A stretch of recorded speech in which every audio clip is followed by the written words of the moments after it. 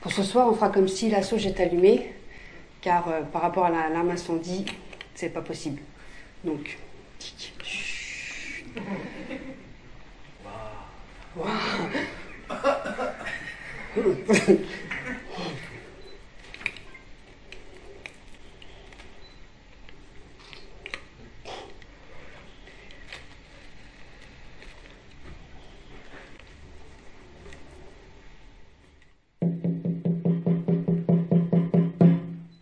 Hey, hey, hey, yaki yo ho ho ho, yaki yo ho ho ho, hey, hey, yaki yo ho ho ho, hey, hey, yaki yo.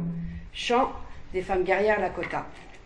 J'ai 4 ans, je suis à la maternelle, je joue, je suis dans le bac à sable, je suis bien. Quand les adultes me demandent qu'est-ce que je veux faire plus tard, je leur réponds je suis une indienne. Ils me font n'importe quoi, et puis de toute façon les Indiens sont dans des réserves. Je leur dis ouais, chouette, il doit y avoir plein à manger. Parce qu'en fait, ma mère, quand elle fait les courses, elle pense d'abord à remplir les réserves. Et là, je sens qu'on me tire l'oreille. Je me retourne, je me débat, je mets un grand coup de pied à la maîtresse. Elle me lâche, je tourne autour du bac à sable. Elle m'attrape, me met une grande gifle, me jette dans la cour et me dit va te ranger. Là, néanmoins, un sentiment de colère et d'injustice. Et je me dis que de toute la vie, je ne retournerai plus jamais à l'école. Le même jour, je fugue. Ma mère passera tous ces jours après à me mettre la main dans la main avec à la maîtresse. Et dès qu'elle me lâchera, je partirai. Là naît mon échec scolaire.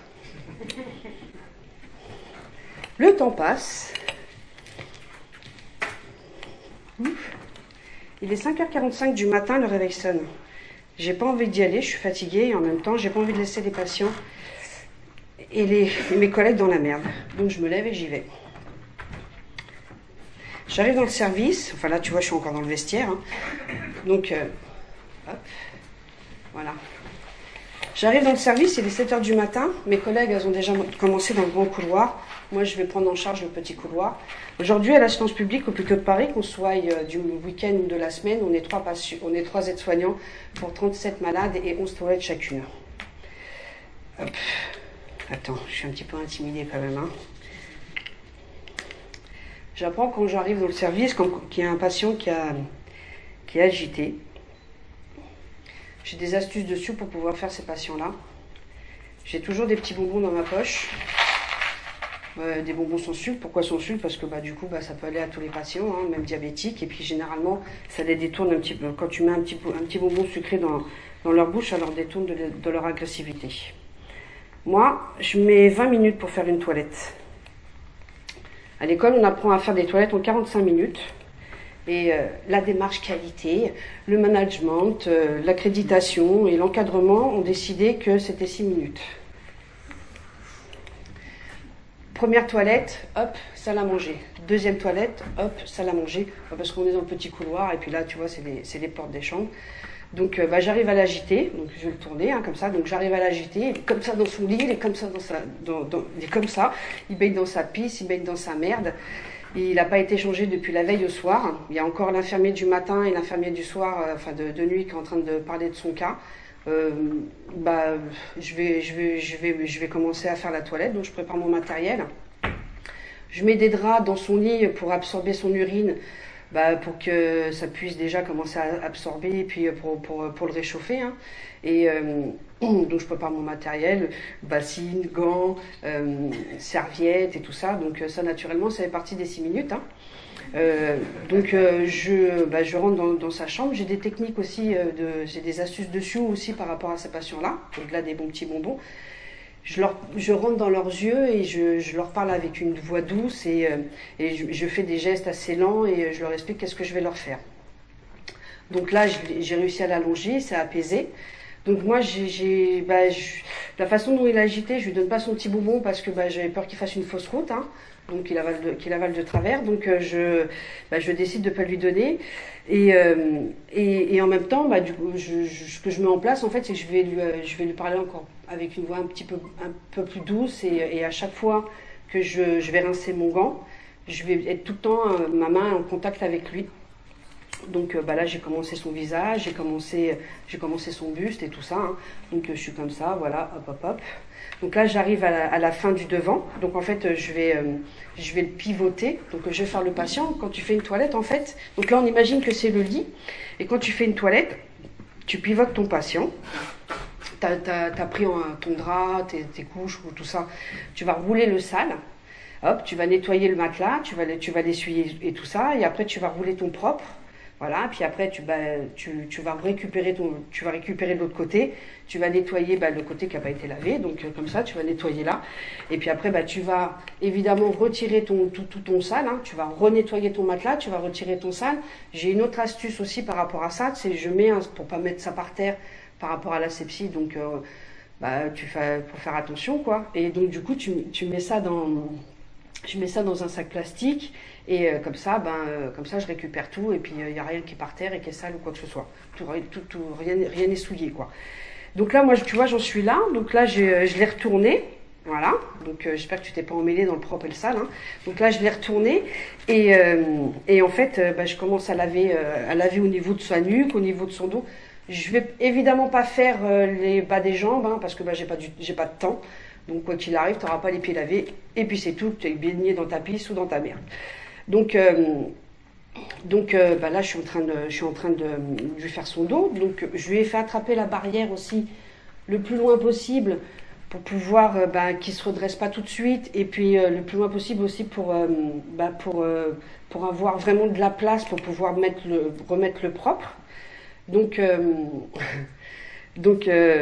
moi j'en suis là en fait, je lave le dos et tout ça et en fait là il commence à se ragiter, bon moi je commence à le tenir un peu plus fermement et là en fait je suis en train de laver ses fesses hein, et donc il s'agite comme ça hein, tu vois et puis moi je le tiens donc là je commence à prendre mon drap, à le rouler et tout machin et en fait je lâche un peu la force au niveau de mon maintien et là en fait il se retourne et il me retourne le pouce. Donc, j'ai le réflexe de suivre son mouvement parce que sinon il m'arracherait la main. Là, j'ai qu'une envie, c'est de lui éclater sa gueule, mais je le fais pas. Alors la chose à laquelle je pense, c'est comment je vais faire pour aimer mes clopes et pourquoi je suis toujours volontaire pour faire des trucs comme ça. J'ai envie de crier, je suis énervée, j'en veux à la terre entière, j'en veux à mon employeur, mais mon employeur c'est l'État, de nous laisser dans des conditions comme ça. Je m'en veux à moi d'être venue travailler alors que j'étais fatiguée, je lui en veux à lui de m'avoir fait mal, et je nous en veux à nous, le personnel médical, d'accepter des conditions comme ça. J'en veux à la terre entière, pardon. Le reste se fait difficilement hein, parce que j'ai le pouce, il fait tout comme ça. Hein, j'ai super mal, j'ai du mal à appréhender, j'arrive pas à serrer la main. Hein. Donc, en fait, l'habillement, le transfert au lit, du lit au fauteuil, j'ai beaucoup de difficultés à le faire. J'ai toujours envie de le frapper. Hein. J'ai envie de le frapper, j'ai envie de l'insulter. Je me sens démunie, je me sens pas bien. Donc, je l'emmène en salle à manger. Je refais même pas le lit. Tu vois, je refais même pas le lit, je l'emmène dans la salle à manger. Je vais voir mes collègues pour leur dire ce qui vient de se passer. Je vais voir la surveillante pour faire une déclaration de travail parce que là je sais en fait ce que je viens d'avoir en fait, je sais que je vais avoir mal quoi, parce que je le ressens. tu vois. Et en fait, en tant qu'étudiante, alors je me sentais un petit peu nantie ou un petit peu, enfin tu vois, voilà, je suis aide-soignante et tout. Enfin, en tant qu'aide-soignante, tu peux aller travailler où tu veux. Je pouvais quitter, tu vois, la paix comme j'en fais la séance publique, pareil comme je voulais. Et là, en fait, je sais que ma pépite d'or, elle est retirée, quoi. Tu vois. Donc, on établit un excuse-moi, ça me fait encore de l'émotion, je suis désolée. On établit un accident du travail. Donc on le fait et tout ça, et en fait, bah, du coup, bah, moi j'en étais qu'à ma troisième toilette, hein, donc bah, il y en a 8 autres, hein. Ouais, c'est ça, 8. Et en fait, bon, bah, je vais essayer de faire ma quatrième toilette, sauf qu'en fait, j'y arrive pas. J'arrive pas parce que bah, j'arrive pas à l'appréhender, j'arrive pas à la faire, quoi. J'ai trop mal. Donc bah, là, bah, je vais dire à mes collègues que, bah, que je vais partir et que je vais aller dans un autre hôpital, enfin que je vais aller faire des radios aux urgences. Sauf que bah, là, en fait, je suis obligée d'aller dans un autre hôpital parce que dans mon hôpital, il n'y en a plus. Donc, bah, je pars, hein, et puis là, je suis dans ma voiture, et là, j'ai du mal à tourner le volant et tout ça, hein, pour aller faire les radios et tout. Et là, en fait, je me demande comment ça se fait que j'en suis arrivée là, quoi. Parce que moi, en fait, j'ai commencé à l'assistance publique, enfin, à l'assistance publique au Hôpitaux de Paris en 1991. Et j'ai 19 ans, et en fait, bah, moi, je suis tombée amoureuse de ce métier. J'étais en tant que RCA, donc RCA, ça veut dire remplacement de congé annuel, donc pendant l'été. Et, et, et donc, bah, j'y vais. Donc, j'ai pas le droit de vous donner les noms des hôpitaux, mais par contre, je vais vous donner les villes des hôpitaux. Donc, à Villejuif, dans le 94, il y a un hôpital de l'assistance publique, Hôpitaux de Paris. Donc, j'y vais. Donc, là, j'ai des horaires de nuit. Parce que ça fonctionne sur 3 horaires, hein, et puis maintenant ils veulent nous mettre sur 12 horaires. Mais là, hop, voilà. Donc j'arrive et tout ça, et donc je suis là, j'ai 19 ans, je suis toute timide et tout. Enfin, je trouve que le blanc me chie à ravir, par contre, tu vois, donc je suis contente et tout. Mais voilà. Et en fait, on me dit non, non, bah non, tu t'es trompé d'étage, c'est de l'autre côté. Ah d'accord. Donc je monte et tout. Et en fait, là, je vois.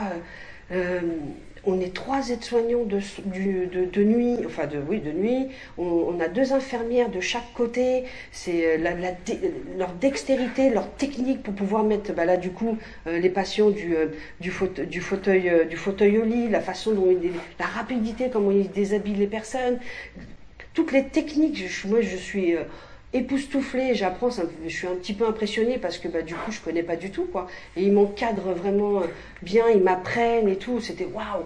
Et là en fait je me dis waouh, moi c'est ça que je veux faire, quoi, tu vois. Donc on fait l'échange et tout machin, et puis d'un coup plus personne. Dans le service, plus personne, je me retrouve toute seule et tout, je suis un peu comme ça. Et là j'entends laissez-moi sortir, laissez-moi sortir, laissez-moi sortir, je vais aller travailler. Et là je dis oh, qu'est-ce que c'est et tout. Donc je vais dans le couloir et tout, et là je vois il y a une mamie comme ça, laissez-moi sortir, laissez-moi sortir. Donc en fait, je sais pas si tu as déjà été à l'hôpital, tu vois, tu as des filets, tu vois, donc c'est des grandes, comment dirais-je, des grands, tu sais, une culotte avec des élastiques, enfin super élastiques et tout, et en fait sa porte, elle est tenue, la poignée de sa porte est tenue avec la culotte. Et de l'autre côté, t'as vu, il y a des rembarres dans les hôpitaux, tu vois. Et de l'autre côté, et elle est comme ça. Donc du coup, ça fait la stock, quoi, tu vois. Et en fait, donc moi, tu sais, je dis oui, qu'est-ce que c'est? Donc parce que moi, ça me fait peur, hein, je suis terrorisée là à ce moment-là. Hein, donc je retire la culotte et tout, et puis je dis oui et tout. Et elle m'attrape le bras, elle me dit oui et tout. Faut que j'aille travailler, tout machin, faut que j'aille chercher mes enfants. Ah ouais, 23h30, vous dire, oui, il y a un problème là, oui, tout. Et en fait, on commence à faire le tour et tout ça du service. Donc, il y a 2 ailes, il y a une rotonde et il y a une salle à manger. Donc, moi, je la fais marcher, hein, parce que moi, je veux qu'elle se fatigue, qu'elle se coucher, quoi. Et en fait, là, elle commence à bailler. Donc, on est comme ça, elle me chante une chanson. Ce petit chemin n'a ni queue ni tête. Donc, je m'en rappellerai toute ma vie de cette chanson. Et en fait, on fait le tour et tout, et là, je vois elle commence à bailler. Oh, vous êtes fatigué? Elle me dit, oh bah oui, un petit peu et tout. Je dis, bah venez, on va aller se coucher. Et donc on commence à y aller. Et puis là, elle arrive. Donc j'avais laissé la porte ouverte en grand, la lumière, c'était la seule chambre qui était allumée, hein, pour bien repérer. Et en fait, on va dans ça. On me dit, mais c'est pas ma chambre. Après, je me dis, ah, peut-être qu'elle pense que, en fait, bah, par rapport à chez elle, quoi. Je lui dis, bah si, c'est votre chambre. Je dis, mais vous voulez quand même pas aller vous coucher là? Elle me fait, oh bah si, pourquoi pas. Donc du coup, ouais. Donc elle se couche et tout. Donc, ah, bonne nuit et tout machin. Donc je referme évidemment comme on s'était. Je me dis, oh. Et puis après, le matin, en fait, je me dis que moi je veux faire ce métier-là, quoi. Parce que c'est un métier qui est vraiment génial, c'est magnifique, je l'aime ce métier, moi. Et en fait, moi, à ce moment-là, je fais un BEP secrétariat, que j'en ai rien à foutre, hein, donc je vais mettre en place, je vais finir ce que j'ai commencé quand même, mais je vais mettre en place des choses pour pouvoir apprendre à faire ce métier-là. Donc en 92, j'ai mon diplôme de BEP secrétariat, hein, et je suis contente quand même, hein, évidemment. Et donc je refais remplacement de congé annuel, donc toujours dans le même hôpital à Villejuif, hein. Et là en fait je suis du matin. Et là le matin, donc j'apprends une autre façon de voir quoi, le métier d'aide-soignante. Et là on est 6 du matin, on peut laver les gens tous les jours, on peut les doucher, tous les jours. Il y a 3 infirmières. Enfin, infirmière, tu vois, mais c'est vrai qu'il y a un peu plus de femmes, il y a des hommes aussi, hein. Mais voilà, et là en fait, tu vois, je te fais le patient, tu vois, voilà, je prends le plateau, on va le faire manger et tout, donc je m'installe, hein. Donc, tu vois, il est là et tout, machin, il ou elle, hein. Tu mets le plateau et tout, hop, et tout, manger bien, ouais, c'est bon, ah, c'est bon et tout, donc tu peux discuter, qu'est-ce que tu as fait dans ta vie, moi j'ai fait ça, bon, évidemment, tu vous vois, hein. Qu'est-ce que vous avez fait dans votre vie, tati tata, enfin machin, c'était bien, parce que toute leur histoire, elles sont bonnes à prendre pour la conquête, hein. Tu vois, donc ouais, toi, moi aussi, machin et tout. Donc tu prends, voilà. Ah, c'était bon, ah ouais, c'était super bon. Et voilà, tu peux, en 93, pareil et tout. Donc en fait, j'apprends pour avoir le diplôme d'aide-soignante, il faut avoir le BEP sanitaire et social, à l'époque, ou avoir le BEPC. Moi, je l'ai passé 2 fois, mais je l'ai pas eu, hein. J'avais un 000 parce que, au-delà du fait de ne pas aller à l'école, j'ai saupoudré ça d'une dyslexie ou dysorthographie, j'en sais rien, mais bon, du coup, l'orthographe, voilà, 000.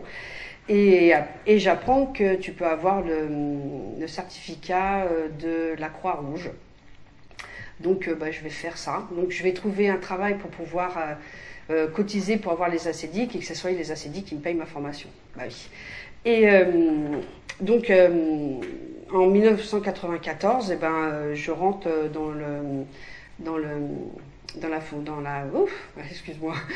dans l'école pour devenir aide-soignante. C'était difficile là quand même, hein. Et attends, je vais démêler tout ça, je waouh.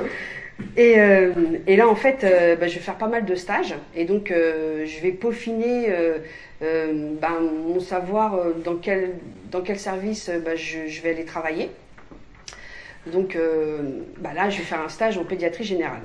Donc pédiatrie générale, en fait ça va de 0 jusqu'à 16 ans, hein. Et là tu vois, là le petit bébé il est là et tout, ah, gazou, donc en fait je dois lui donner son petit biberon, donc je lui donne son biberon, tac, là, oui, je lui fais son petit rot et tout machin, je le rachète en position comme ça, je me retourne et tout, et en fait je fais les transmissions, hein, combien il a bu, s'il a fait son pipi, son caca, combien il a fait de rot et tout machin, et en fait je me retourne et puis en fait là il est mort. Là je me dis la pédiatrie c'est pas fait pour moi quoi, parce que tu vois ça me fait mal à mon cœur. Pareil, un autre jour, hein, donc un autre jour, je rentre dans une chambre, donc c'est un petit gamin qui a 4 ans, qui a de sida, et je rentre dans la chambre et tout, je dis ah, bonjour mon pédo, pour ça évidemment t'as pas le droit non plus, hein. Mais bonjour et tout, donc je me souviens plus pourquoi je suis là, constante ou j'en sais rien, enfin bref, une toilette, je me rappelle plus. Et là il me regarde comme ça, il me fait pourquoi je vais mourir? Oh, pourquoi tu dis ça? Je dis, mais non, pourquoi? Tu vas pas mourir, quoi. Et là, il me fait, pourquoi tu me mens? Oh, ouais, on va tous mourir, quoi, mais, oui, oui, on va tous mourir, mais toi, tu vas mourir de vieillesse, moi, je vais mourir parce que j'ai une maladie. Attends, je reviens. Donc là, je sors de la chambre et là, je pleure, quoi. Et là, je me dis, de toute façon, définitivement, la pédiatrie, c'est pas pour moi. Donc, je vais faire d'autres stages, hein, et là, je vais en psychiatrie. Donc, la psychiatrie, c'est bien aussi, hein, mais pas pour moi non plus. Donc, je vais être en tant qu'élève aide-soignante en secteur fermé. Donc là, secteur fermé, tu as le psychiatre qui est en train d'interroger le patient. On est 15 000 dans la chambre, donc il y a le psychiatre, les internes, les externes, les infirmiers, les élèves infirmiers, les aides-soignants, les élèves aides-soignants. Donc moi, j'en fais partie. Hein. Donc, tu vois, on est tous comme ça. Ah ouais, qu'est-ce qu'il va dire, tu vois. Et là, en fait, il y a... donc là, je te fais le patient. Là, le patient, donc il regarde le psychiatre, ils parlent tous les deux et tout. Et puis à un moment, il y a le patient qui le regarde, qui fait « Vous avez les oreilles qui poussent. » Ben voilà. Ben moi, je fais ça. Donc je rigole. T'as le psychiatre qui me regarde. Sortez. Donc je sors et tout. Et là, je sors de la chambre. Et tout. Je m'éclate de rire. Et là, je me dis, bon, la psy, c'est pas pour moi non plus. Parce que moi, de toute façon, bah, s'il y a des trucs comme ça, je vais rigoler. C'est obligé, quoi. Donc je me dis, laisse tomber. Je vais travailler en gastro, donc hépato-gastro, c'est tout ce qui est maladie au niveau du bidon, hein, donc voilà, ça va quoi, mais ça se passe bien. Hein. Enfin, il y a un truc, c'est pareil, hein, toujours le médecin qui fait une interview, parce que ça m'avait trop choqué, quoi, qui fait une interview avec une patiente et tout. Donc on est tous les mêmes, hein, pareil, le médecin, l'interne, l'externe, infirmier, élève infirmier, élève aide-soignant, élève aide-soignant, voilà. Donc on est tous là, donc t'imagines pour l'intimité de la personne, mais bon bref, on est tous là, donc on est tous accrochés à qu'est-ce qu'elle va dire, quoi, et là c'est une femme, donc il y a le médecin qui lui dit et vous buvez combien? Et elle lui dit une bouteille de Ricard, une bouteille de whisky, 3 ou 4 bouteilles de rosé et quelques bières. Alors j'ai bien aimé le et quelques bières, tu sais, saupoudrer ça, puis dans ma tête je me dis putain mais elle passe sa journée à boire quoi en fait. Et après, elle lui dit oui, et puis 3-4 paquets, 2-3 paquets de clopes, j'exagère quand même, 2-3 paquets de clopes. Je me dis, waouh! Bon, moi ça va, je faisais la teuf à l'époque, je me dis, bon, ça va, je suis bien quand même, tu vois, donc j'ai de la marge, tout va bien. Et là, en fait, donc en 95, j'ai mon diplôme hein, d'aide-soignante, et je vais travailler dans ce service-là. Donc c'est génial et tout ça, et en 95, en fait... il y a une grande manifestation hein, et moi je suis CDD et je vais la faire. Hein. Donc là je travaille à l'hôpital de la ville du Kremlin-Bicêtre, donc de la PHP, Assistance publique hôpitaux de Paris. Et en fait, on a, je sais pas si tu te rappelles, hein, on a bloqué tout Paris, on a foutu un bordel. Moi j'adore. Hein. Alors, c'est important aussi, hein, tu vois, nos conquis sociaux et tout ça, mais j'adore foutre un bordel dans la rue, ça, moi j'aime bien, avec la CGT, c'était génial et tout machin. Donc là, tout était bloqué hein, pendant 3 semaines. Donc nous aussi, on rentrait à pied, hein, parce qu'il n'y avait plus de métro, il n'y avait plus de bus, il n'y avait plus rien non plus. Hein, donc, voilà, et puis je sais pas si tu te rappelles, on a réussi à garder nos conquis sociaux. Donc c'est un petit message pour le 10. Hein. Voilà. Et du coup, là, en fait, j'ai rendez-vous avec la direction qui me dit de toute façon, Madame Ferry, déjà vous êtes en CDD, si on vous met en CDI, de toute façon, vous faites déjà des manifestations, qu'est-ce que ça va être? La même chose, hein, mais, voilà,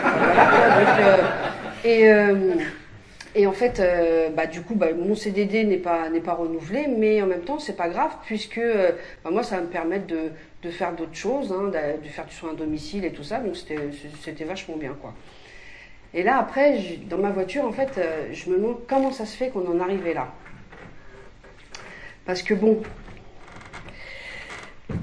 hop, je m'assois un petit peu, je bois un coup aussi. Là, je te détaille tout ce que je fais. Hein. J'ai mon corps avec l'émotion qui me fait plein de trucs, donc voilà. Donc je sais pas si tu te rappelles, en 1936 et tout, les grandes manifestations, hein, merci la CGT, et puis merci mes ancêtres, hein, moi je suis très fière de ça. Et en 1946, en fait, il y a le régime général de la sécurité sociale hein, qui est mis en place. Et en même temps, par rapport à 95, par rapport à tout ça, en fait, les réformes de l'État, ça commence à l'hôpital. Hein. Et pourquoi parce qu'en fait, par rapport à la sécurité sociale et par rapport à tout ça, en fait, il y a le MEDEF et puis les actionnaires qui n'ont aucune mainmise dessus. Donc du coup, voilà. Donc je vais te prendre un petit terme médical, puisque eux, ils se permettent de faire des ordonnances. Donc moi, je me permets de faire des choses, quoi, hein, de toute façon. Donc en fait, la première infiltration se fait en 1960. Donc moi j'ai moins 12 ans, hein, donc voilà. Et elle se fait par le général de Gaulle, en fait, qui instaure, attends, je prends mon petit papier quand même, hein, qui instaure l'école supérieure de la sécurité sociale, et va en sortir de ça, ben, en fait, des directeurs pour pouvoir diriger les centres de sécurité sociale. Voilà. En 1967, en fait, moi j'ai moins 5 ans, hein, il y a l'ordonnance Jeanneney qui introduit la parité. Alors tu dis, c'est vachement bien la parité quand même, parce que du coup ça fait 50-50, normal et tout ça. Mais en fait pas du tout, hein, parce que, je sais pas si tu as remarqué, hein, à partir du moment où il y a un syndicat qui signe, et du coup nos conquis sociaux s'amoindrissent, quoi. Donc voilà. Et avant la parité, en fait on était à 75-25, donc c'était beaucoup mieux. Voilà. Et ça se passe comme ça. Moi, il y a quand même une question que je me suis posée quand j'ai établi la conférence, la conférence gesticulée et tout ça, c'est comment ça se fait qu'en 68, on n'est pas revenu là-dessus. Voilà, bref. Non, mais c'est vrai, parce que quand même... Après, en fait, il y a un tournant néolibéralisme, j'arrive même pas à le dire parce que c'est compliqué. Donc, je te dis qu'est-ce que ça veut dire le néolibéralisme. Heureusement que j'ai un papier parce que je ne m'en rappellerai pas. Donc, c'est une doctrine qui prône une liberté maximale pour les entreprises et le minimum d'intervention de l'État. Moi, quand j'ai fait ça, je l'ai lu plusieurs fois parce que je me dis, qu'est-ce que ça veut dire? Je te rappelle qu'on est quand même à l'hôpital. Tu veux que je le relise? Enfin, moi, je le relis quand même. Doctrine qui prône une liberté maximale pour les entreprises et un minimum d'intervention de l'État. C'est pas un truc de ouf, ça? Et ça se fait en 1983. Par décret qui inaugure la mise en place d'une comptabilité d'hôpital analogue à celle d'une entreprise privée. Bon, moi, en 83, je m'en fous un peu de tout ça, puisque j'ai 11 ans, hein. Donc, oui, c'est vrai. Et donc, en fait, je suis en foyer, parce que du coup, je vais pas trop à l'école, donc ma mère me dit, tu faut que t'ailles à l'école et tout, machin. Je dis, non, j'ai pas envie, t'iras en foyer. Bon, j'irai en foyer. Mais là, c'est pareil, je vais faire quand même un petit peu une école à la carte, hein. Et en fait, je suis à Chariot, c'est trop bien, je visite les catacombes et tout, machin. Donc, voilà. C'est génial. Après, il y a une autre loi qui passe en 1987. Donc moi, j'ai 15 ans. Donc là, c'est pareil. Hein. Moi, j'ai pas de cheval, mais j'ai une mobilette. Ma mère, elle me fera un petit truc. Ouais, si tu passes en 4e, tu auras ta mobilette. Bon, du coup, je suis passée en 4e et j'ai eu ma mob. Et en fait, avec ma mob, c'est trop bien, quoi. Moi, je m'éclate et tout, je prends tous les feux rouges, je vais faire la National 7 en sens inverse et tout, c'est trop bien. Donc déjà à l'époque, tu vois, donc sur la National 7, donc je vais faire sur 3 stations, je sais pas si tu connais, sur la ville juive, quoi. Et en fait, tu descends et il y avait des ponts, tu vois, des souterrains pour aller plus vite au niveau des feux rouges, quoi. Et en fait, là, je suis là et tout. Bon, elle a fait mais bon, c'est pas grave. Donc du coup, je suis en face et tout, je suis comme ça, et tout, et donc je me dis, putain, non, ça va vite quand même, tu vois. Et donc du coup, je me mets sur ma droite, sauf que là, je pense, je suis pas en train de penser que eux, ils arrivent sur ma gauche, tu sais, sur leur gauche, donc du coup, ils vont super vite. Et là, je me dis, et donc ils remontent des tunnels et tout, et là, en fait, j'ai fait ça sur 3 stations de métro, hein, mais bon, je te conseille pas de le faire, mais je suis arrivée vivante, donc tout va bien, quoi. Ouais, attends. Et en fait, en 1987, avec l'institution dans le cadre du ministère de la Santé créé par un comité national d'évaluation médicale, alors ça veut dire quoi? Ça va être la future accréditation. Alors qu'est-ce que c'est l'accréditation? C'est des gens qui arrivent dans ton hôpital, oui, parce que tout c'est à moi l'hôpital. Non, mais parce que c'est ma famille, c'est mes collègues, c'est les patients, tu vois, c'est mes patients. Voilà, tu vois, c'est notre matériel, c'est tout, quoi. Tu vois, on vit pour ça, quoi. Et en fait, donc l'accréditation, c'est des gens qui vont rentrer dans l'hôpital, hein, dans les services, et qui vont décider si ton service il est ouvert ou s'il se ferme. Voilà, sur leurs critères à eux, hein. Donc voilà, ça c'est en 87 que ça commence à se mettre en place. Tu vois, ils réfléchissent à des trucs bizarres, hein, qu'est-ce que je te dis, hein. Voilà. Et en 1991, donc il y a une loi en 1991 qui fait l'objet d'obligations de projets d'établissement et de projets médicaux d'établissement aussi, avec objectif dans une politique de qualité et d'évaluation des soins, pardon, je vais trop vite, et instaure l'expérimentation du budget par objectif de la tarification par pathologie. Donc ça, c'est la future loi T2. Alors, qu'est-ce que c'est la loi T2? Donc, c'est la tarification à l'acte. Alors, voilà, exemple, tu es dans un service d'ORL, tu dois faire tant d'ablation des amygdales, tant d'opérations des oreilles, tant au niveau des sinus, tu es dans, je sais pas, en pneumologie, tu dois faire tant de consultations de pneumopathie, ou tu vois, enfin voilà quoi. C'est ça la loi T2. Et en 91 aussi, il y a une année charnière également pour la sécurité sociale. C'est la mise en place de la CSG. Voilà, donc ça c'est aussi une belle connerie aussi, mais bon. Et le livre blanc sur les retraites qui lance les réformes successives des retraites. En même temps, la réforme de l'hôpital, la réforme de la sécurité sociale infléchit la solidarité collective des salariés qui s'exprime par la mutualisation des cotisations en solidarité et envers les pauvres et financée par les impôts. Donc bah, ça en fait, ça va être des baisses au niveau des cotisations et au niveau de tout ça. Voilà, c'est ça que ça va être.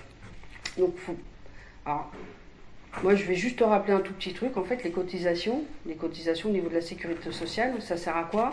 Bah, ça sert à payer tout le personnel hospitalier, ça sert à payer tous les hôpitaux.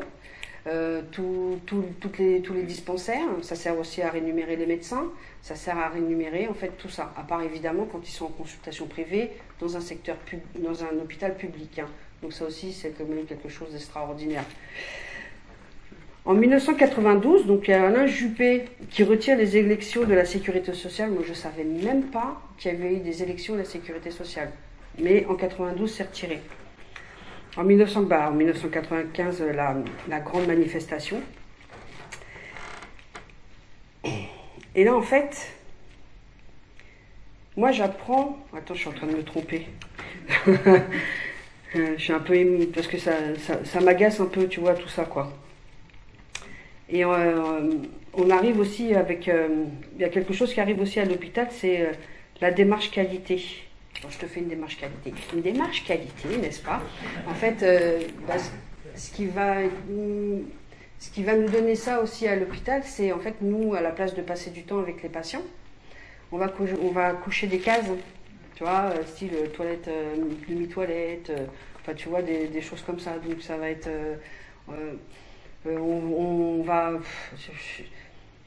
on va faire des choses qui ont rien à voir avec le soin, quoi. Parce qu'en fait, le métier d'aide-soignante, c'est de prendre soin.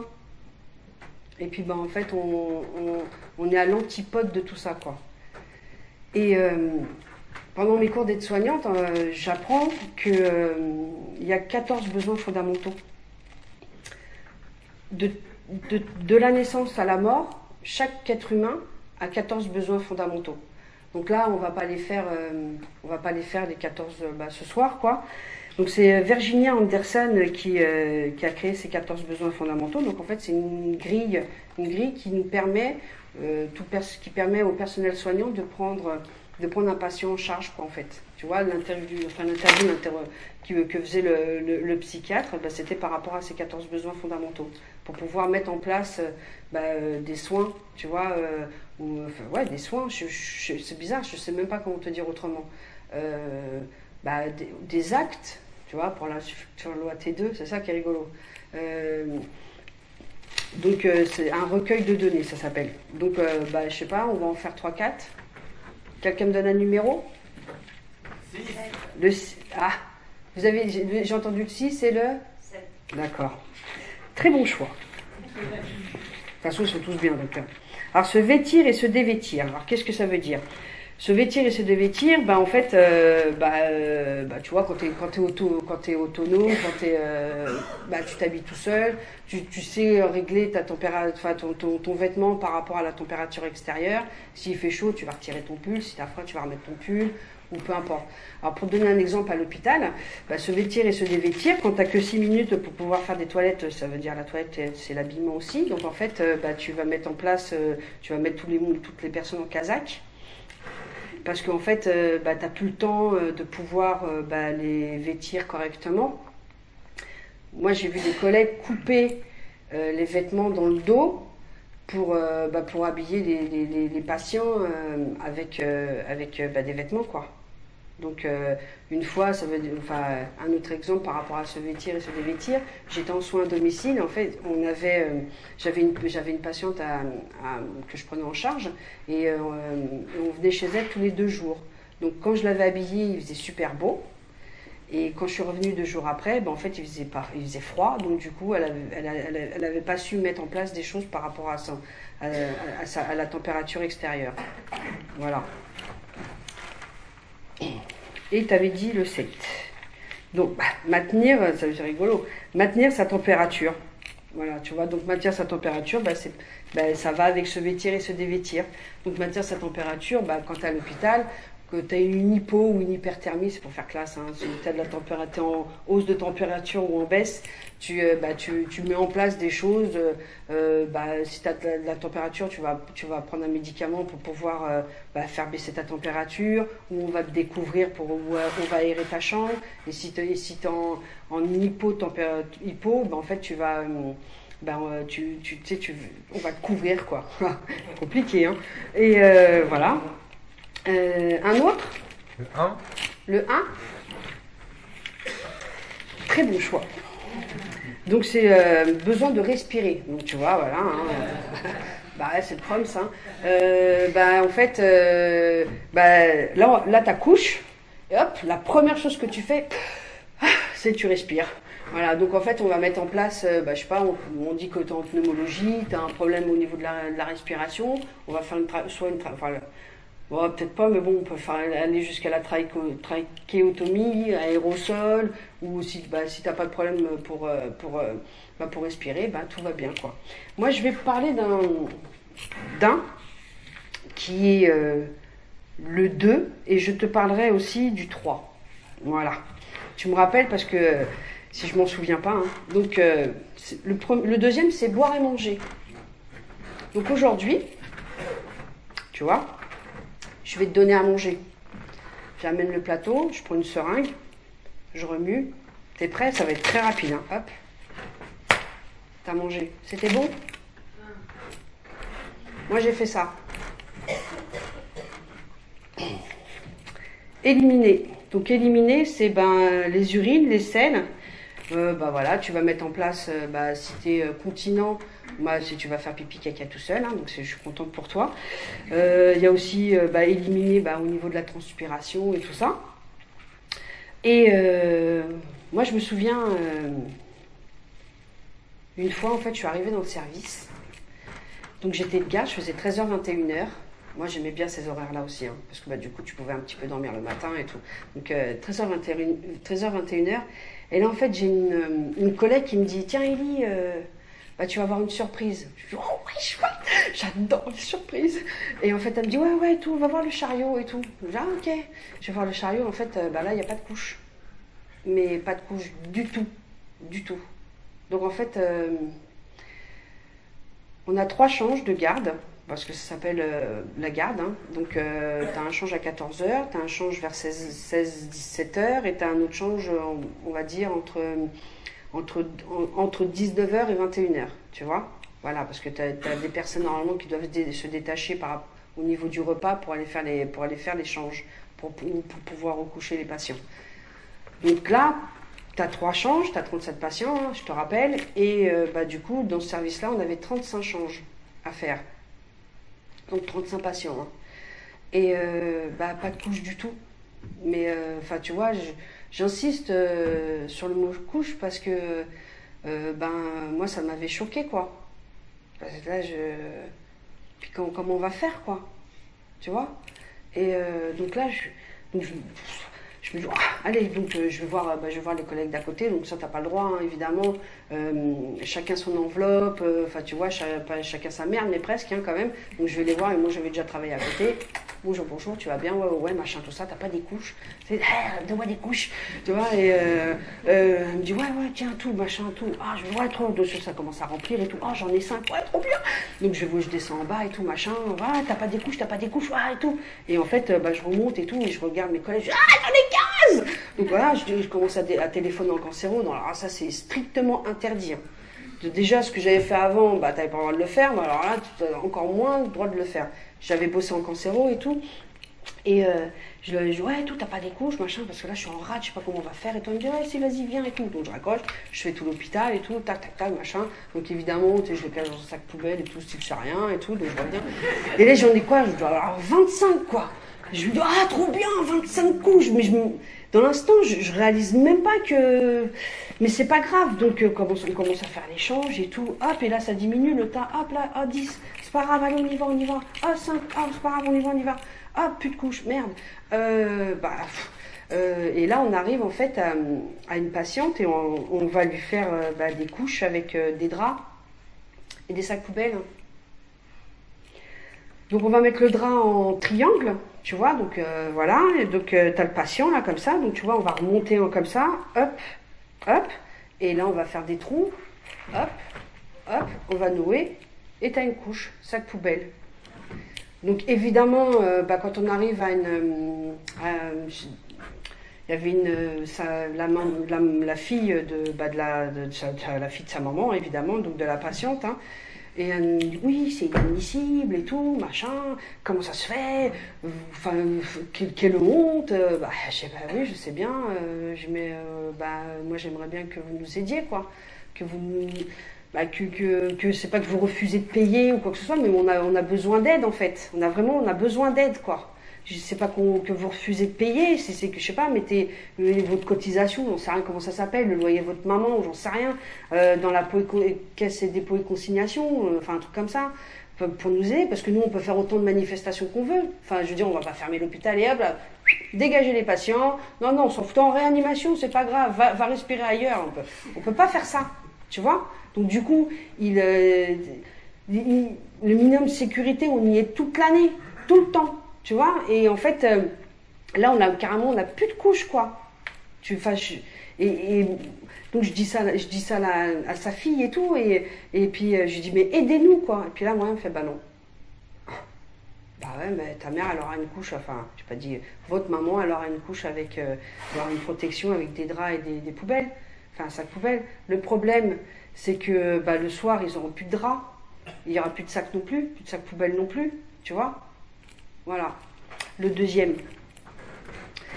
Éliminé. On dirait une pub, buvez, éliminé, tu vois. Voilà, attends, je bois un coup.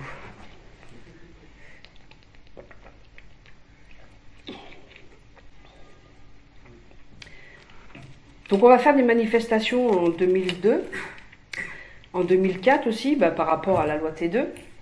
On va faire en 2008, je prends mon petit papier, en 2008 pour la sécu, la retraite, l'instauration tu vois, et puis alors pourquoi ça fonctionne pas? Parce que du coup il y a l'instauration du service de la RATP et la SNCF, donc ça serait bien, tu vois, que le 10 il bloque tout, quoi. En 2011, 2010-2011, on est des milliers et des milliers dans la rue pour les retraites, je sais pas si tu te rappelles. En 2015, en fait, on va... nous, on a... comment est-ce qu'il s'appelle Monsieur Hirsch. Donc, je sais pas si tu te souviens, mais Hirsch, c'était le directeur d'Emmaüs. Hein, donc, je sais pas, à un moment, il y a dû y avoir un truc qui a viré dans son cerveau. Quoi, parce que, donc là, on fait des... C'est comme à un moment, on a eu aussi... je sais plus comment est-ce qu'elle s'appelait, mais la présidente des Danone, quoi, tu vois. Donc, du coup, elle nous a pris pour des pots de yaourt dégagés, et hop, on vous a mangé, hop, à la poubelle, ou j'en sais rien, enfin, je sais pas. Et en fait, en 2015, donc, il y a encore un décret, la loi Hirsch, je sais pas quoi, donc ils nous retirent encore des RTT parce que voilà, du personnel, du matériel, du personnel ouvrier, parce qu'à l'hôpital, tu as du personnel ouvrier, tu as du personnel administratif, c'est une petite ville, hein, l'hosto, hein, et du personnel soignant, enfin, tu vois. Donc nous, on va manifester pour que on garde tout ça, et puis que on demande à ce que en fait on ait plus de personnel, plus de moyens, plus de tout quoi, tu vois, mais lui il veut pas. Et là à ce moment-là en fait, bah moi je vais entendre parler d'un mec qui s'appelle Ambroise Croizat quoi, parce que moi pour moi c'est un arrêt de bus en fait le mec, tu vois. Donc, voilà. Ah si c'est sur la ligne du 131, tu vois, donc ça fait enfin voilà, ça fait 8 mai 45, Ambroise Croizat les coquettes. Tu vois. Donc, moi, tu sais, je me tiens. Pourquoi il me parle de mon, tu sais, de l'arrêt de bus, quoi. Enfin, tu vois, donc je vais te lire un papier. Parce que là, je suis sur Internet, parce que je me dis, tiens, qui sait quand même. Tu vois, parce que bon. Donc maintenant, depuis que j'ai fait la formation, j'ai appris que j'étais en réussite différée. J'adore être en réussite différée. Non, mais c'est trop bien, quoi.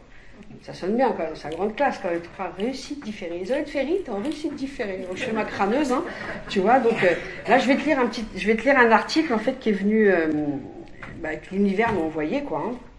Donc le 12 août 1946, il y a exactement 71 ans, en moins de 6 mois dans un pays ruiné, la sécurité sociale était mise en place. Tout allait changer dans le sens de la dignité pour des millions de Français. Merci le Conseil général, merci le Conseil national de la résistance générale, je sais pas pourquoi, mais bon, bâtie sous la maîtrise d'œuvre d'Ambroise Croizat, elle visait à en finir, comme le soulignait le ministre du Travail de 1945 à 1947. Donc en fait en 1947, c'est les socialistes qui ont dit non, on ne renouvelle pas ton CDD, salut Ambroise, et voilà. Bon, c'est pourquoi maintenant. Hein. Avec le rejet, l'exclusion, l'impossibilité d'accéder aux soins, et surtout, disait-il dans des termes très novateurs, en finir avec la souffrance et les angoisses du lendemain. Un peu partout, elle s'organisa à l'aide des bénévoles des entreprises, essentiellement des militants de la CGT, hors leur temps de travail sur leur congé. 2 tiers des Français n'étaient alors découverts par aucune assurance sociale. La plupart vivaient à l'heure de la charité ou de quelques petites mutuelles dont les caisses étaient épuisées à la moindre épidémie de grippe. La sécurité sociale donna à tous les salariés la possibilité d'accéder à l'hôpital, aux médecins ou à la pharmacie sans débourser 1 centime dans la plupart des cas. C'était une véritable révolution, raconte un ouvrier. Avant, on ne se soignait pas. On laissait la maladie nous affaiblir ou nous emporter. Je me souviens de surenchérir un paysan qu'avant la fameuse Sécu, l'intervention chirurgicale, on n'y pensait même pas. C'était une terreur. Pour les familles, il fallait parfois vendre 2 vaches, la moitié de son cheptel pour se faire opérer. Moi, j'ai 3 chats, tu vois.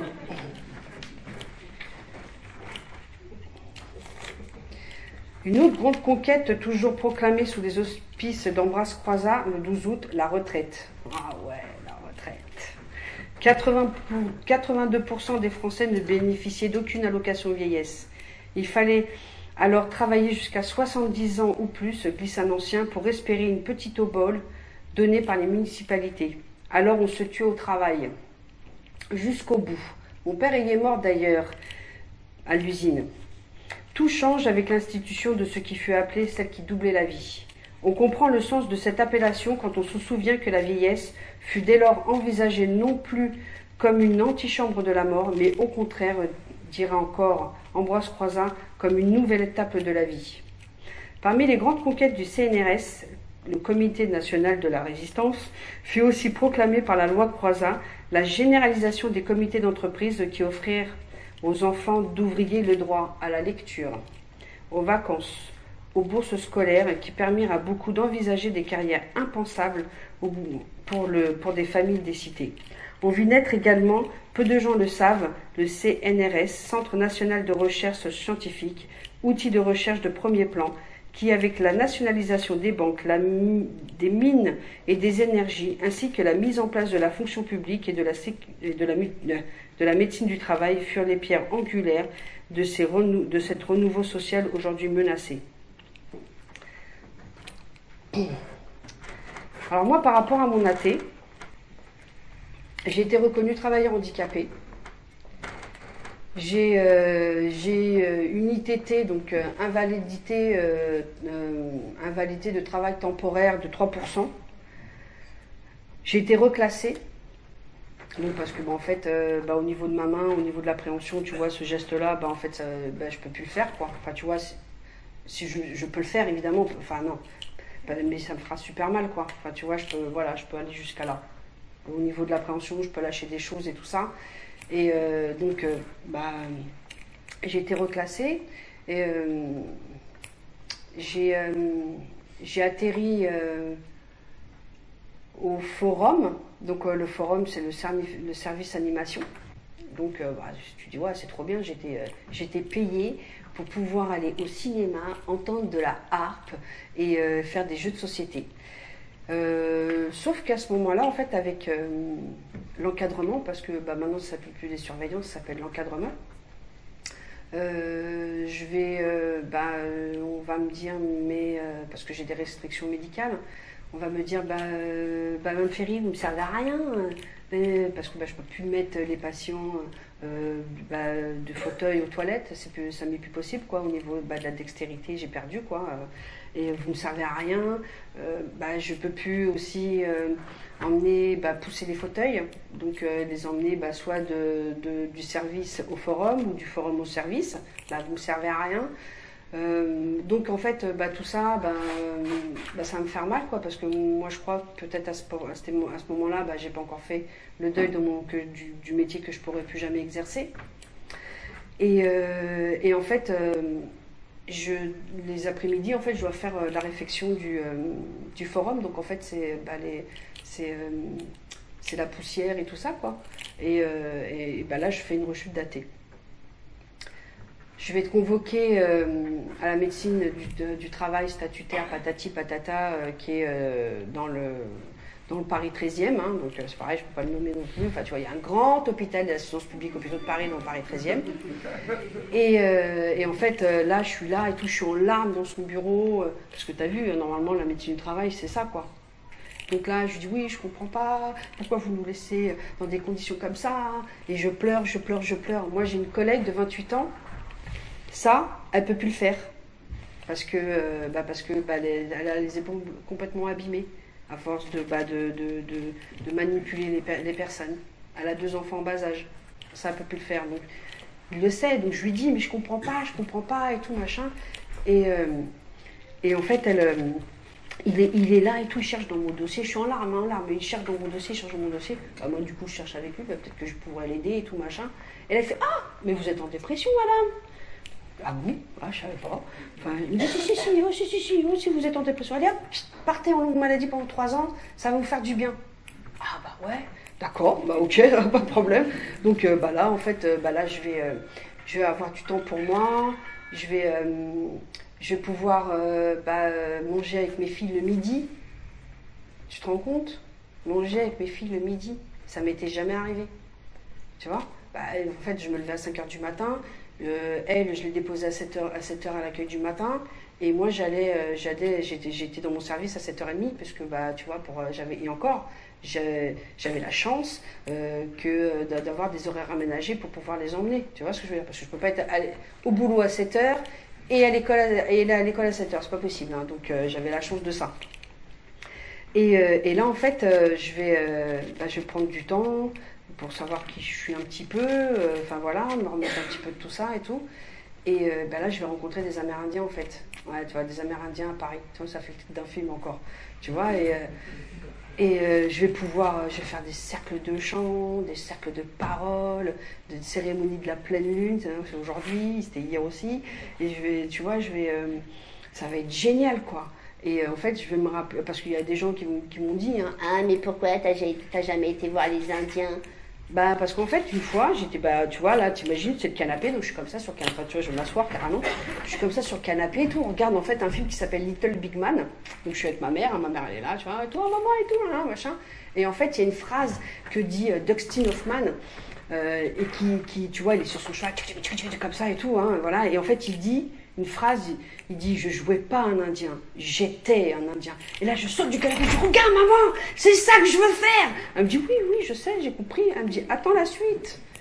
Et là, en fait, la suite, c'est leurs conditions de vie, quoi. bah, moi, j'ai pas envie d'y aller, hein, parce que j'ai pas envie d'aller voir, d'aller voir tu sais, les Indiens dans des conditions comme ça, quoi. Moi, ce que je veux, c'est courir dans la plaine, tu vois, ramasser l'eau comme ça et boire. C'est ça que je veux. Bah, ils peuvent même plus le faire, donc tu crois que je vais aller là-bas? J'y vais pas, parce que ça va me faire trop mal à mon cœur, quoi. Et en fait, ils viennent à Paris, ils viennent à moi. Donc ça, c'est génial, quoi. Et pendant ces 3 ans, j'ai la petite môme, tu sais, la petite là, tu vois, ma môme, hein, parce que j'en ai 2, j'ai une petite môme et une grande môme, enfin, tu vois. Et moi, elle fait, mais maman, t'as la retraite ou quoi? Ben là, je la regarde, je dis, ah ouais, ben non, j'y suis pas, mais j'aimerais bien, moi, tu vois. Elle me dit, mais non, mais parce qu'en fait, tu sais, tu travailles plus, qu'est-ce que je dis, moi, à l'école, par rapport à ton travail, qu'est-ce que je dis? Ben, je lui dis, bah, bébé, tu lui dis comme quoi tu dis que je suis aide-soignante, quoi. Je lui dis, attends. Elle me dit, oui, mais bon, moi, ça me ferait du bien quand même que tu retournes travailler et tout. Si ça ferait du bien qu'à toi, quoi, quand même. Hein. Je dis, bah. Donc, du coup, bah, j'y retourne, quoi. Donc, on est en 2014, hein. Donc, j'y retourne et tout. Et en fait, moi, je dois reprendre mai 2014. Et là, je leur rappelle que vers janvier 2014, que je vais revenir travailler. Oh ouais, je veux trop retravailler. Bon, c'est pas vrai, mais bon, bref. Et donc là, je vais passer de bureau en bureau. J'ai même un infirmier général qui me dit, mais vous croyez que j'ai un poste spécial fait Elisabeth pour ma poche? Enfin, dans ma poche? Bah non. Mais enfin, voilà, je veux retravailler, quoi. T'entends ce que je viens de dire? Et en fait, là, je dois reprendre le 9 mai. Et on est le 23 avril à peu près. Et j'ai toujours pas de poste.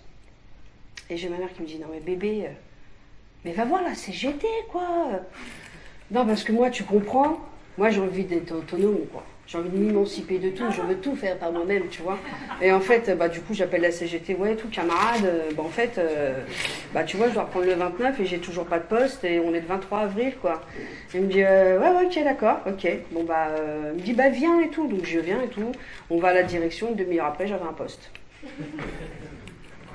Voilà. Et donc là,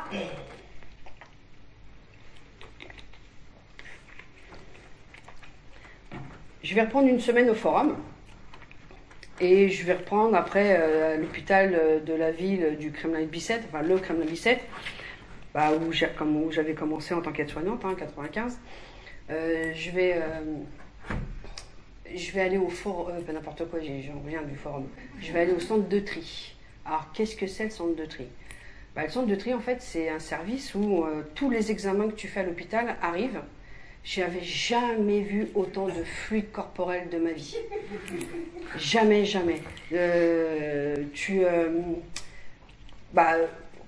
Quand tu es hospitalisé, tu fais prise de sang, CBU, analyse d'urine, de sel, de hépatite, de patata, de tout ce que tu veux, de tout ce qui sort du corps arrive dans ce service-là. Voilà. J'ai des collègues coursiers qui vont chercher le sang et qui vont aller dans les autres services pour pouvoir donner du sang ou autre chose, enfin, tu vois. Et là, en fait, mais c'est impressionnant. Mais le travail qu'il y a, c'est impressionnant. C'est fou. Je m'étais, mais vraiment, jamais imaginé que ça pouvait être aussi important que ça, quoi. Donc en fait, ça arrive par pneumatique, donc ça par contre c'est génial, donc ça évite à tous les coursiers d'aller chercher les prises de sang ou les gaz du sang en urgence, ou donc ça c'est bien. Là tu vois, donc je vais te faire le geste, donc t'imagines, bon tu t'es fait une prise, qu'est-ce que tu veux faire comme examen? Ouais, un ECBU ça fait pas mal, t'es d'accord ou pas? Donc t'as fait un petit ECBU, donc tu vois, paf, ça arrive ici, donc les autres aussi ils arrivent, hein, ça arrive toutes les mêmes... Même pas toutes les fractions de seconde, enfin bref, hein.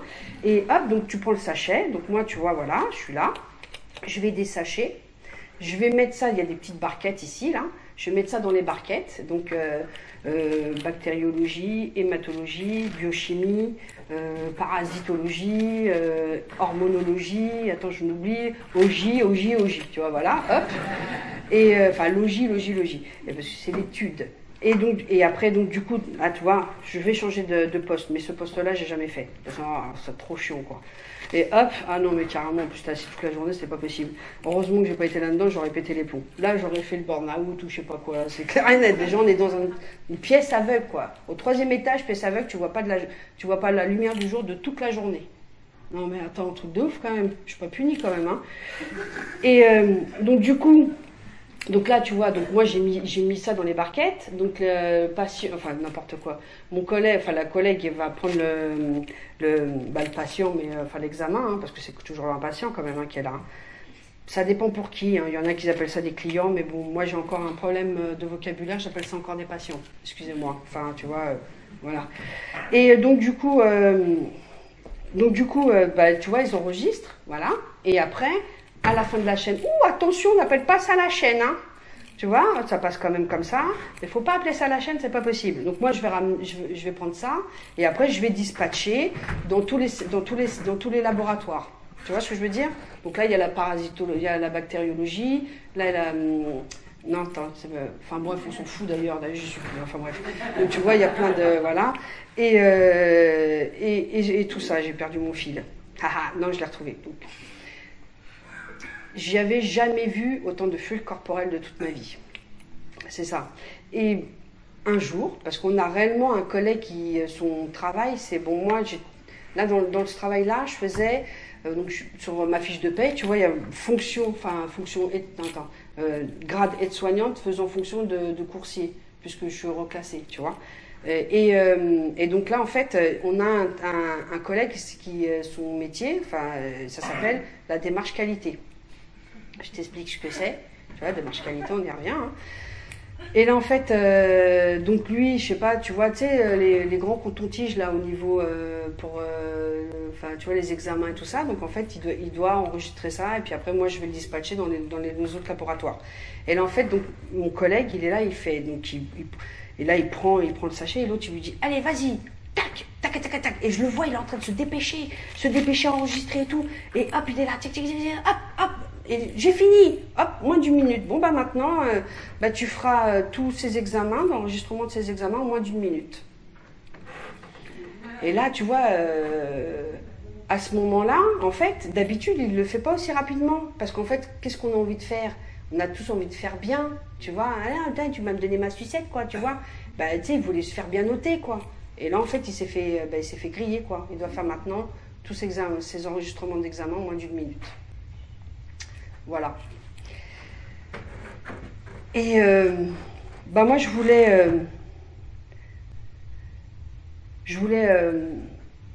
remercier Ambroise Croizat pour tout ce qu'il nous a apporté, quoi. Donc où que tu sois, Ambroise Croizat, où que tu sois, en fait, je t'envoie tout l'amour que j'ai. Et en fait, il y a les Amérindiens, ils disent pas je t'aime.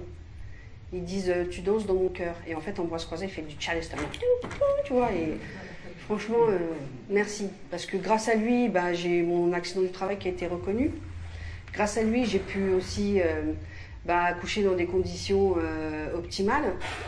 Grâce à lui, je peux me soigner, je peux me faire... je peux me faire opérer. J'ai pas envie spécialement, quoi, mais tu vois. Enfin, voilà. Et voilà. Merci Ambroise Croizat. Et dans le même temps, pendant qu'on était en train, parce que je me suis embrouillée dans le truc là, et dans le même temps, tu vois, pendant qu'on est en train de faire, qu'on parle d'Ambroise Croizat et tout ça, je suis sur internet et tout ça, et donc c'était pendant 2015 et 2016, donc tu sais, la loi travail et machin tout ça, tu vois, on a fait des grandes manifestations aussi pour ça. Et là en fait je suis sur l'ordinateur, et là en fait ouais et là, et je suis devant l'ordi et tout, et puis en fait il y a un mec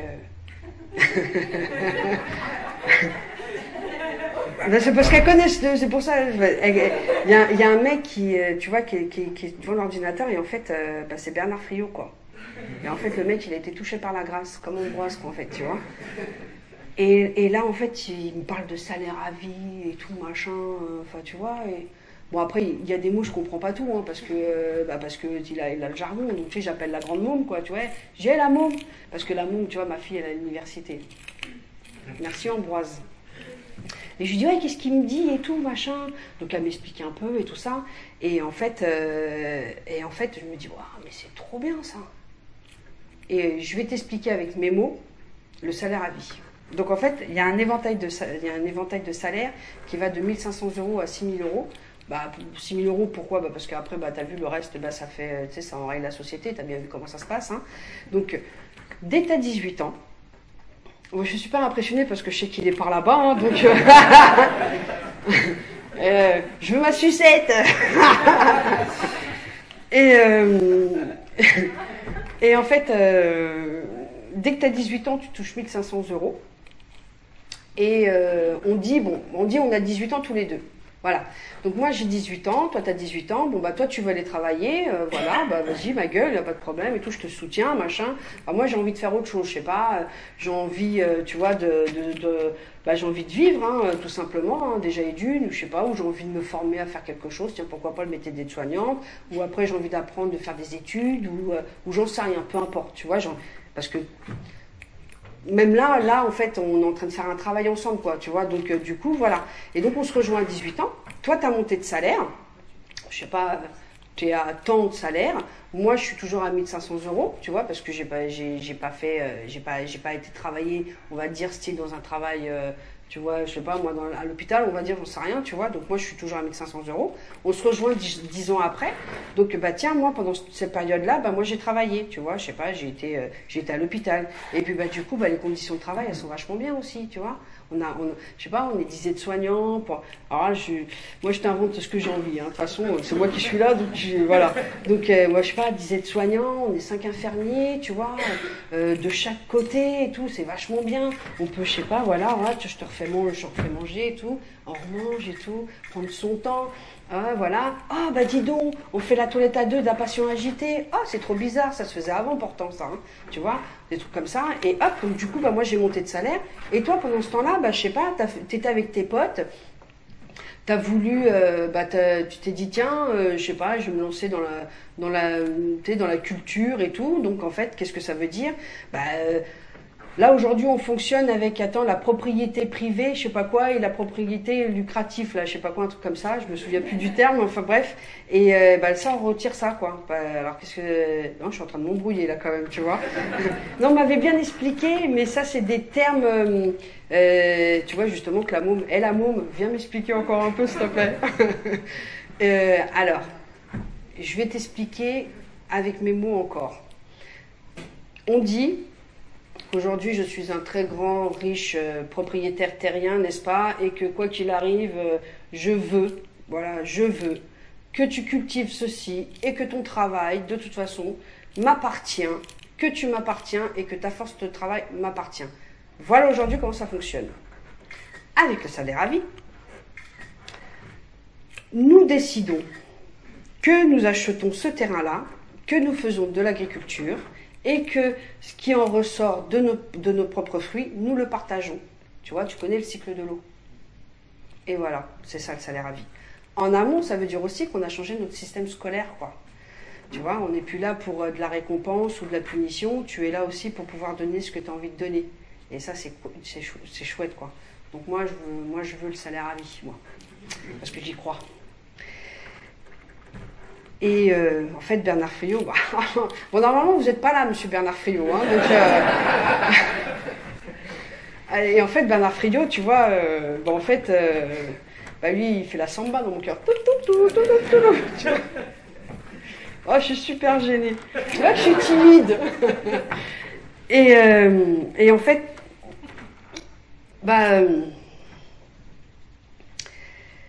moi, par rapport à tout ça, tu vois, j'ai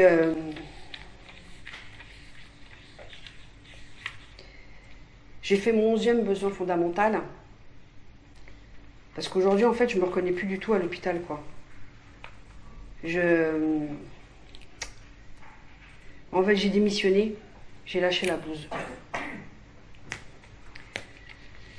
Parce que bah, les conditions de travail, la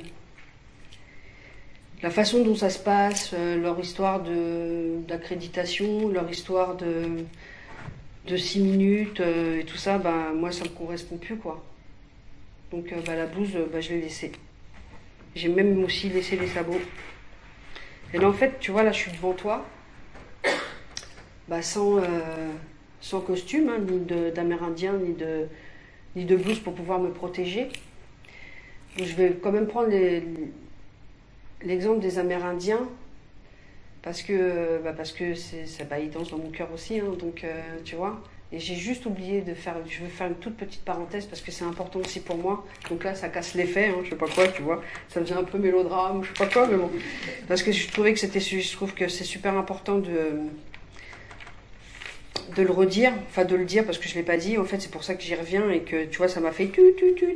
Je voulais dire qu'en fait, que de 1946 à 1960, pendant 14 ans, ce sont les ouvriers qui ont gouverné, dirigé la sécurité sociale et que à ce moment-là, ça fonctionnait très bien. Et qu'en fait, la Sécu, elle a été mise en place en 1946 et qu'en 1947, de toute manière, ils nous disaient déjà qu'il y avait un trou. Moi, j'adore la sécurité sociale et je suis réellement très fière de cet héritage parce que y a ma grand-mère qui est là. Et en fait, mon arrière-grand-père, il la tenait en 1936 sur ses épaules pour aller manifester et pour faire que la sécurité sociale, les congés annuels et tout ça viennent, quoi. Et moi, je remercie mes ancêtres pour tout ça. Alors, je te propose qu'on chante le chant amérindien des femmes Lakota. C'est le chant guerrier. C'est pas le guerrier dans le sens ouais, je vais faire la guerre, je vais tout défoncer, je vais tuer, nanani nanana. Non, c'est le guerrier qui est à l'intérieur de nous. En fait, tu vois, ça c'est le bouclier, ça c'est la flèche. Et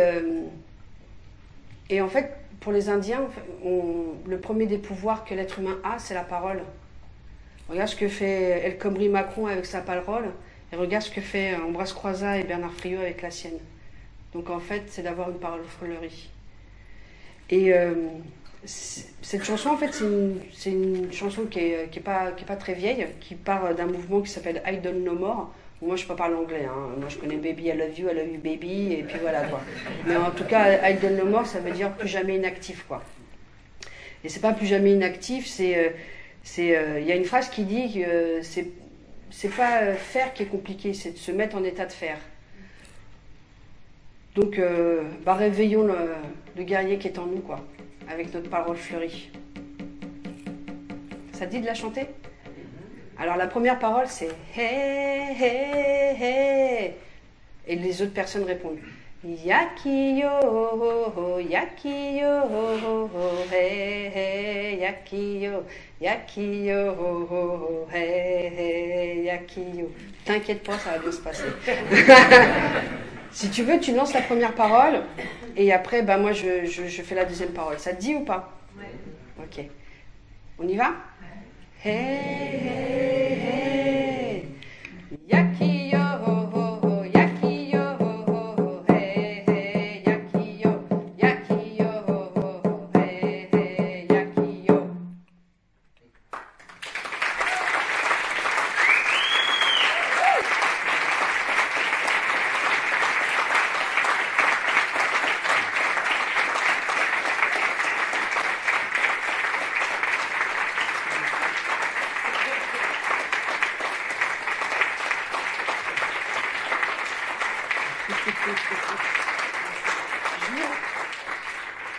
Je voulais remercier Monsieur Thierry Rouquet qui a été mon formateur, Monsieur Anthony Pouliquet qui a été mon formateur aussi, Monsieur Franck Lepage et Hervé, je me souviens plus comment il s'appelle, Hervé Chaplin, voilà. Et aussi les des personnes qui étaient dans ma promo, parce que ouais, bah, j'ai fait une promo. Hein, n'oublie pas que je suis en réussite différée quand même. Hein, donc j'ai fait une promo. J'aimerais remercier Janice, Jenab, Julien et Vincent.